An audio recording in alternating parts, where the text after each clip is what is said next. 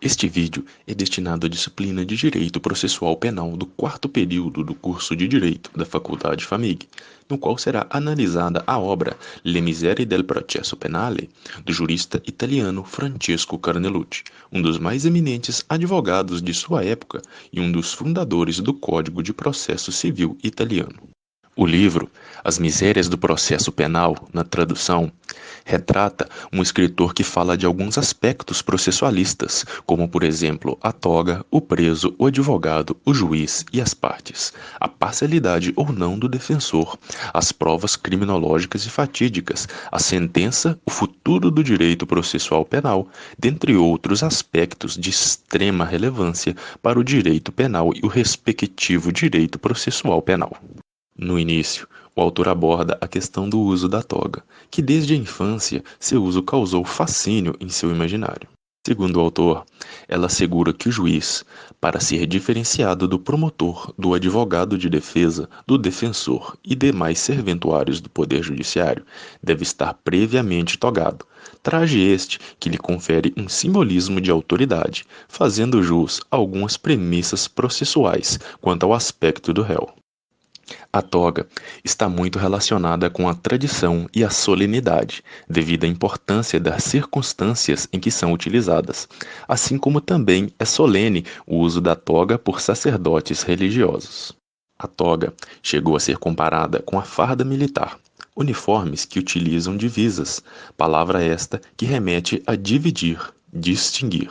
Trata-se de um simbolismo para separar civis e militares, uma forma de permitir a identificação de autoridades.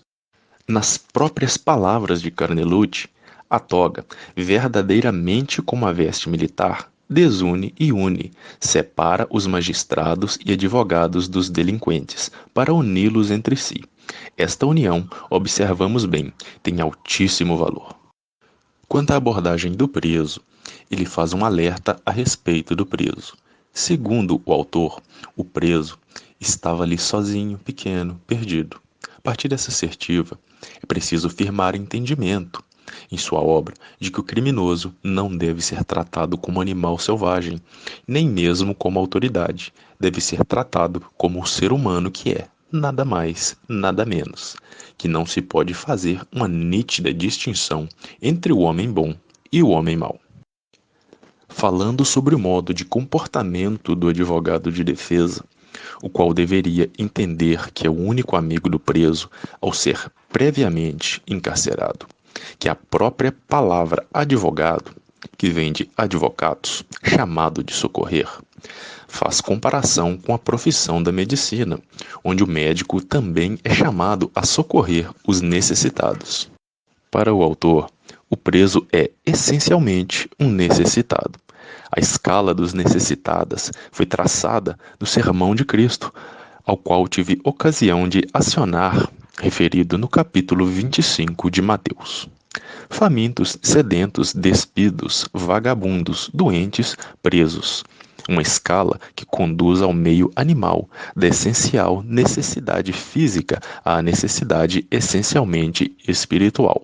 O preso não tem necessidade nem de alimento, nem de roupas, nem de casa, nem de medicamentos.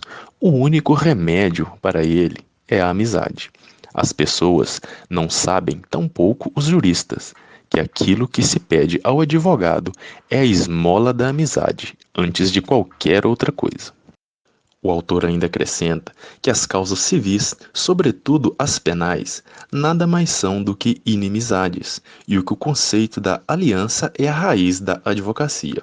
Ainda é ressaltado que a essência, a dificuldade e a nobreza da advocacia consiste em sentar-se no que seria o último degrau da escada, ao lado do réu. Carnelucci aborda sobre o papel do juiz e das partes, afirmando que todos os homens são partes, do juiz ao réu, do advogado de defesa ao representante do parquet. Na analogia do autor, o juiz senta-se ao topo da escada. De fato, os juristas dizem que o juiz está supra parte, isto é, ele está acima e as partes e o acusado abaixo. O acusado está sob grades, o juiz sobre a cátedra. Do mesmo modo, o defensor está abaixo do juiz, sob a sua autoridade, mas o Ministério Público, como parte, contrariando a tudo, colocado ao seu lado. Isso é um erro que acabará por se corrigir, com a maior compreensão da mecânica do processo, é o que afirma Carnelucci. Carnelucci aborda a breve parcialidade do defensor público, em que assegura que o juiz, como se sabe, somente deverá tomar decisões após ouvir os advogados das partes, com suas demonstrações e reiteradas parcialidades. Segundo o autor, a parcialidade do defensor e do acusador garantem a imparcialidade do juiz, que apesar de parecer absurdo, é a chave do processo, ao passo que o defensor é também um raciocinador parcial, que ao lado do juiz busca provar a inocência do acusado. Acaba que, no fim das contas, desenvolve-se um duelo diante do juiz, entre acusação e defesa. O autor cita: a figura do advogado é uma das mais polêmicas da sociedade, para não dizer a mais desgastada.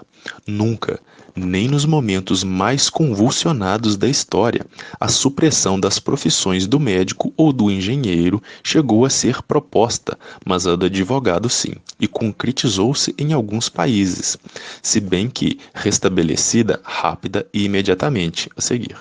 No fundo, a aversão demonstrada em relação aos advogados não passaria de uma indisposição contra a parcialidade do ser humano, que todos seríamos, na verdade, os sirineus da sociedade, ajudando a carregar a cruz dos outros. Esta é a nossa nobreza.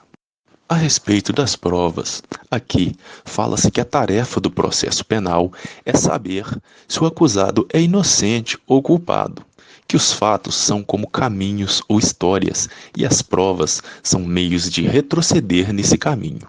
O juiz, nesse quesito, é comparado com o historiador. Aqui é ressaltada também a incerteza da prova testemunhal, que nas palavras do autor dizem: a prova testemunhal é a mais infiel entre as provas, que a ciência jurídica a considera como um mal necessário, mas o homem é o centro do processo penal, e a ele deve ser atribuído o respeito que merece. É discutida também a questão processualista, ao citar a coisa julgada e a verdadeira condenação, a qual se dá após o trânsito em julgado, onde o recurso já não é mais cabido. Ressaltada a questão do criminoso, que aos olhos da sociedade sempre será criminoso, com menos oportunidades, com menos dignidade, menos humano. O autor também aborda o passado e o futuro do processo penal, a sentença penal e o cumprimento da sentença, como também a libertação.